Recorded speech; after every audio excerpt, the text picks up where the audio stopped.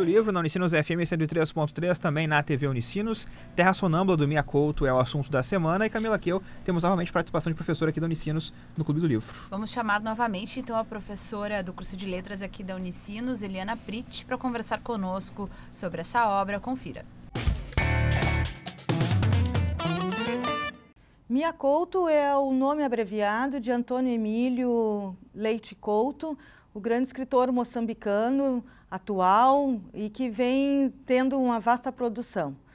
E como ele se define, né, de um autor de escrita portuguesa, branco, mas africano, é sobre esse prisma que ele diz que quer intervir em termos de produção de língua portuguesa.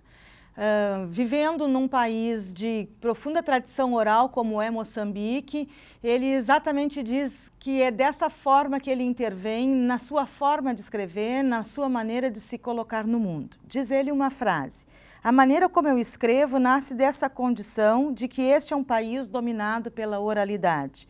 Um país que conta histórias através da via da oralidade.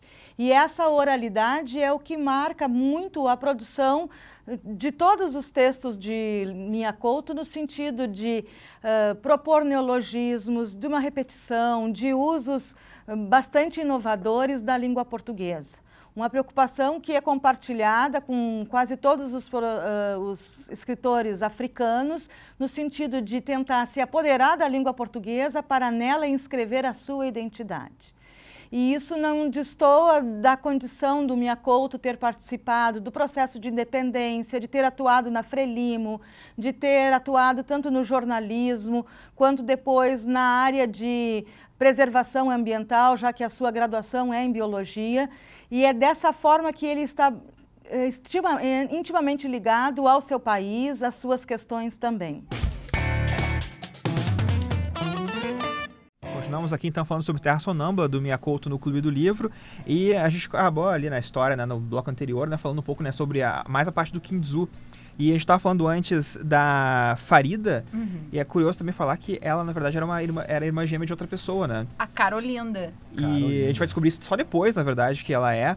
Mas é bem curioso esse lance mesmo, sabe, do folclore também, e daquelas coisas de crendices populares, né? Que o gêmeo não podia existir, né? Então, coisa horrível, o outro né? tinha que morrer. Exato. Então, mas a família, claro, não queria matar uma criança, então eles acabam meio que, tipo, dizendo que mataram, mas deixa a criança pro outro lado. E a Carolinda, no caso, é a irmã gêmea da Farida. E as duas têm envolvimentos amorosos ali com o nosso amigo Kinzu, né? Kinzu Que passa o rosto ali, inclusive, né? Passa o rodo, é verdade. Roda, mas, Rodrigo, eu até é interessante que tocou agora nessa questão das duas mulheres. Eu acho que isso aí é uma coisa bem interessante durante o livro, essa questão de gênero, assim.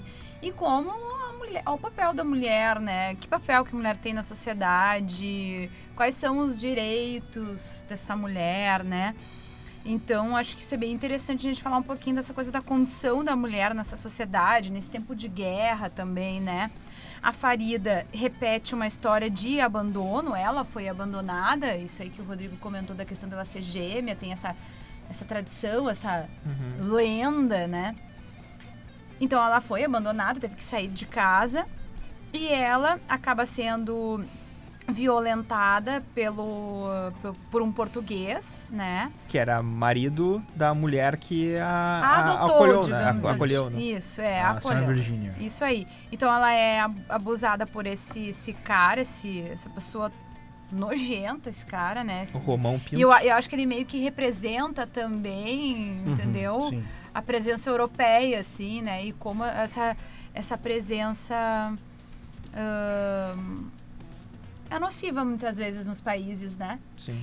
E então ela tem um filho, acaba engravidando e ela também abandona o filho, né? Entende? Ela tá repetindo uma história que aconteceu cíclica, com né? ela. Sempre ela acaba se voltando, né? Então isso é bem importante a gente salientar, né? E a própria Carolinda, né? Que ela se casa ainda adolescente, então tem essa questão da precocidade ali das relações, né? Enfim, dessa perda da infância e adolescência de forma abrupta. Então são essas as condições da mulher naquela sociedade e principalmente em tempos de guerra, né? E são só dois exemplos assim do gênero feminino a gente consegue perceber isso. Tu pega, por exemplo, a Virgínia também, né? Que é a mulher que acolhe, né, a Farida naquele momento. Ela não tem como, na verdade, defender, né, a Farida, porque não sei se ela não enxerga que o Romão acaba se passando com a sua filha adotiva, ou se ela realmente apenas não tem o que fazer, né? Não fica aquele silêncio, sabe, meio que até permissivo, né? Só que depois, quando a história adianta um pouco, o Romão, ele morre, né? O Romão, ele fica morto um bom tempo. E por isso eu sei isso. Ele fica morto um bom tempo porque ele volta, morto, né? Ele fica morto por 10 anos, por 10 anos, né? e retorna. E a Virgínia, ela acaba meio que fingindo que enlouqueceu, né? Pra que as pessoas acabem não vindo pra ela, sabe? Não deem bola pra ela. Então ela acaba fingindo que enlouqueceu pra que na guerra, assim, ela passe meio incólume, assim, sabe? Porque os loucos, eles acabam, sabe, deixando de lado. Então ela cria uma autodefesa. Ela cria uma defesa que é enlouquecer, entre aspas. Exatamente. E só rapidão, e o Romão que tu falou, ele parece que ele é morto muito louco, né? Parece uma piada a história.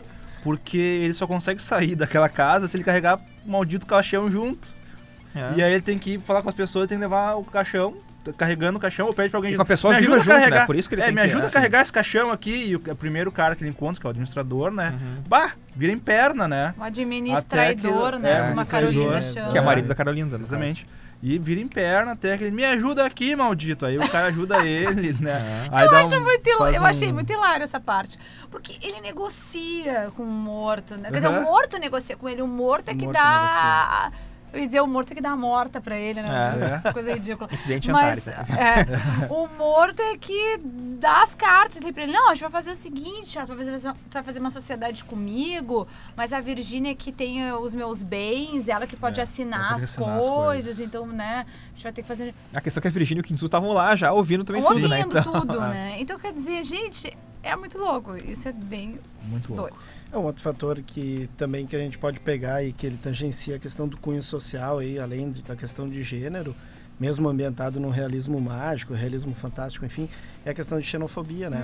O primeiro amigo, e que dá a entender que é o único verdadeiro amigo do Kinzu é o indiano Surendra, né? E revela durante o livro um preconceito bárbaro assim entre asiáticos, no caso, né, e os africanos, né? Isso tem essa questão também de cunho social no livro, embora ele seja, como eu falei, ambientado nesse realismo mágico, mas é que também é um fator derivado da guerra, né?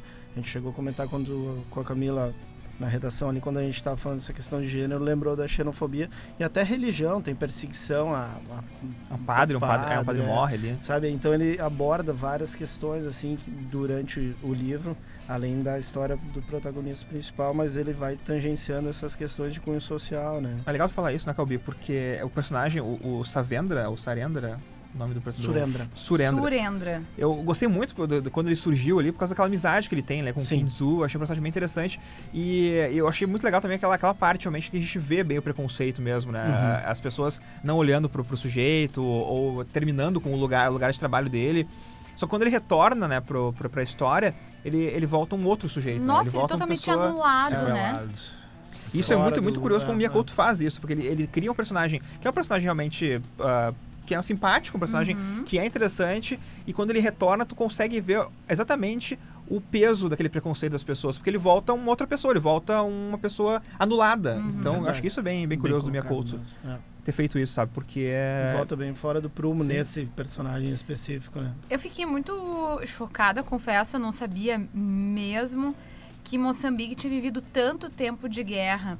Moçambique viveu 26 anos de conflitos quase ininterruptos, porque são 10 anos de guerra pela independência e 16 da guerra civil que veio logo na sequência e deixou uma conta de 1 milhão de mortos. Eu realmente fiquei muito chocada com isso. E aí eu estava lendo uma entrevista do Miyakoto, onde ele dizia que, mais ou menos em linhas gerais, que é preciso resolver o passado de Moçambique para curar o presente. E agora, de novo, viajando dentro do realismo, né? Talvez essa importância de contar e recontar um passado dentro dessa história aqui, sabe? Mesmo que ele seja muitas vezes permeado pela fantasia, porque a fantasia também... É um escape, às vezes, né? É um escape da realidade tão dura, cruel, que é uma guerra, né, civil, que é uma guerra, enfim... Enfim, É uma forma de ver também, né, a situação, né? Uma forma talvez mais poética, né, de tentar ver a situação e tentar fazer paralelos, fazer alegorias, né, com a questão. Então, acho que o Miyakoto ele é bem feliz nisso, né? É a forma, de repente, que o Miyakoto encontra. A gente pode comparar, de repente, com os anos negros de ditadura na Argentina, que é sempre retratado no cinema, né? Aí o Miyakoto traz todo esse problema da Moçambique dentro de um livro, da forma como ele acha melhor, né? Na sua visão ali, né? Que eu acho que... E o Miyakoto é um dos luminares ali de Moçambique, né? Inclusive escreveu o hino, né? Foi um dos que escreveu o hino de Moçambique. É um sujeito super, sabe... Ele é engajado, ele era engajado numa das frentes lá. Libertárias, tipo, isso, é como se fosse um partido, se não me engano. Mas ele, nessa entrevista que eu li dele, isso até contava que ele acabou se afastando, então, dessa parte, assim, mais política. Ele foi um cara que foi mais... Ele tem, inclusive, uma empresa de proteção ambiental, uma coisa... Porque a formação dele é biologia, né? Então... Até porque nós estamos falando de 92, né? É muito recente. Daqui a pouco, se tu abordar, não tem que ser de alguma forma metafórica e tal, porque a ferida daqui a pouco está muito aberta na sociedade. E na realidade isso não está bem resolvido, né? Porque ainda existe uma efervescência, ainda existe um tom belicoso ali. As coisas não estão bem resolvidas em Moçambique ainda, né? Então... tudo pode acontecer. E é interessante que esse livro traz toda essa ambiência também, né, daquele lugar. Sim. De 92 agora para 2014 que a gente está fazendo aqui esse Clube do Livro. Bom, a gente vai fazer agora um intervalo e já voltamos falando um pouco mais do final da história, né? A gente vai pro bloco final agora. Bloco final, isso aí. Vamos pro bloco final. E depois a gente fala também sobre um pouco do glossário, coisas curiosas do livro Terra Sonâmbula, do Miyakoto. Já voltamos com mais Clube do Livro.